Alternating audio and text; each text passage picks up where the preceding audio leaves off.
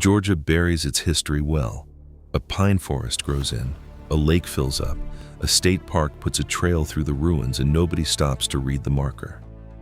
But whole towns stood in these places, and most of them didn't die quietly. 2 of them were burned to the ground by an invading army. One was cursed out of existence by a preacher, and another was emptied in a single year by a violent racial pogrom. These are 7 Georgia ghost towns, and number 1 is the reason people still tell stories about what's under Lake Lanier. Number 7, Griswoldville in Jones County. There is almost nothing here now but faint earthworks in the grass, which tells you nothing about what this place was. Griswoldville was an industrial town, and during the Civil War, it was one of the most important in the state because its factories were turning out weapons, ammunition, and cloth for the Confederate Army. Guns and bullets were manufactured here. Then, in 1864, William Tecumseh Sherman's army came through on its march to the sea. Union troops reached Griswoldville and destroyed the factories, burned the houses, and pulled down what was left standing, and they did it in a single sweep. The people who lived there fled with whatever they could carry and left everything else behind. Griswoldville was never rebuilt. The industry that had been the whole reason for the town was gone, so there was nothing to come back to, and the land simply sat empty until the trees took it. Those faint earthworks in the grass are the only proof it was ever there. Number 6, Auraria in Lumpkin County. Before California, before the Klondike, there was Auraria. In 1828, gold was discovered in the hills of Lumpkin County, and the news went across the state and then across the country, and within what seemed like no time at all, thousands of people were pouring into North Georgia to get at it. Tents went up, then cabins, and Auraria became one of the first genuine gold rush boomtowns in America. But gold is a finite thing, and word of a much bigger strike out west reached Georgia soon enough. By 1849, the miners were leaving Auraria in numbers, headed for California, and the town they left behind emptied out fast. The buildings were abandoned, the streets went quiet, the wooden structures that had been thrown up in such a hurry began to rot where they stood.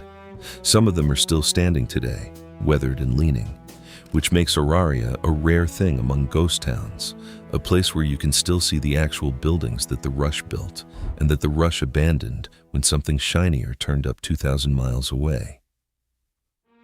Number 5, New Ebenezer in Effingham County. This one was founded by people who had crossed an ocean to get away from persecution. In 1736, a group of Protestant refugees from Salzburg, in what is now Austria, arrived in colonial Georgia and established New Ebenezer as a place where they could finally practice their religion without fear of anyone stopping them. Then came the Revolutionary War. Trade routes were cut, the economy came apart, and families began drifting away towards safer or more prosperous places. The town shrank year by year, and by the early 1800s, most of it had simply ceased to exist. What survives today is the Jerusalem Lutheran Church and the cemetery beside it. That's all.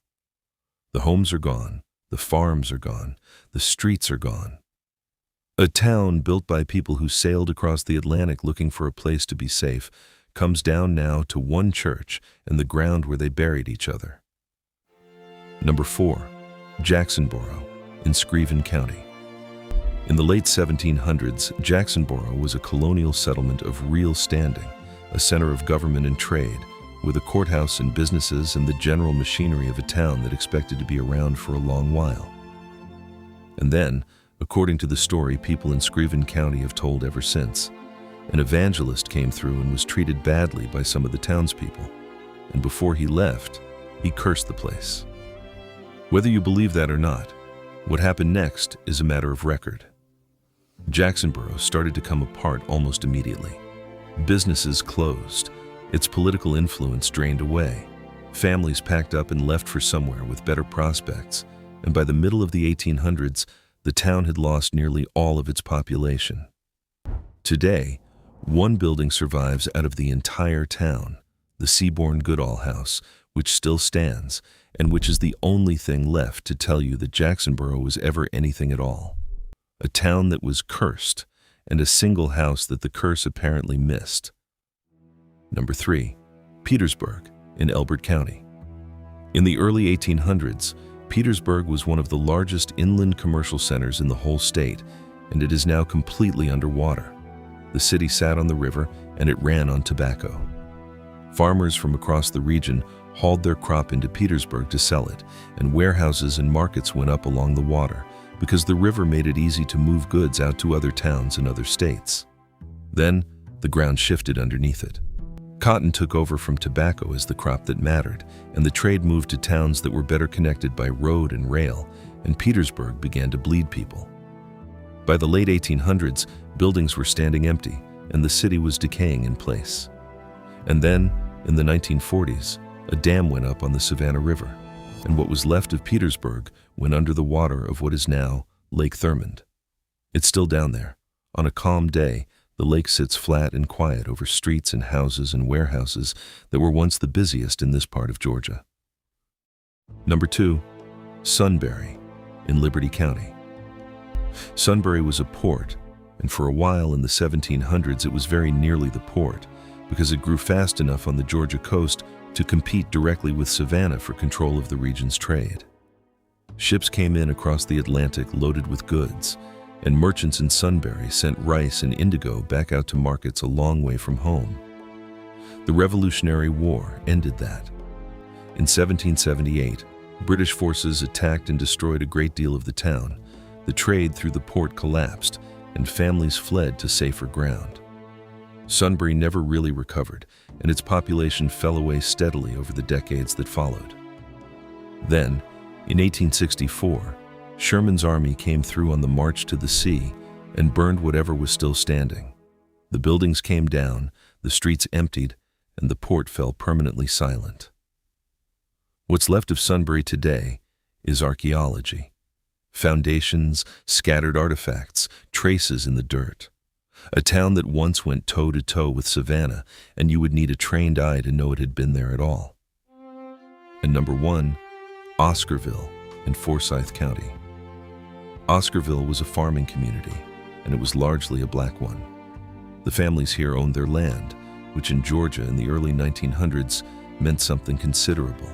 They farmed it, they raised animals on it, they built churches and homes on it, and they were doing what people do when they intend to stay, making a future for their children. Then came 1912. A white woman named May Crow was assaulted, and false accusations were leveled at black men in the area, and what followed was not a trial, but a terror campaign. White mobs attacked black residents across Forsyth County. They burned homes. They drove families off land those families legally owned. By the end of that year, almost the entire black population of the county had been forced out, and Oscarville stood nearly empty. The land those families had worked for and paid for was taken or simply abandoned in the rush to get out alive. And then, in the 1950s, the Army Corps of Engineers built Buford Dam on the Chattahoochee, and in 1956, Lake Lanier began to fill. The water rose over what was left of Oscarville. The roads went under, the foundations went under, the cemeteries went under. Today, Lake Lanier is one of the most visited lakes in the state, and people swim in it and fish in it and take their boats out on it all summer long. Divers have reported finding submerged roads down there and building foundations and graves. There are a great many strange stories told about Lake Lanier, and people have been telling them for a long time. What almost none of the people telling them realize is that the water is sitting on top of a town and that the town didn't drown. It was driven out first, and the lake just finished the job.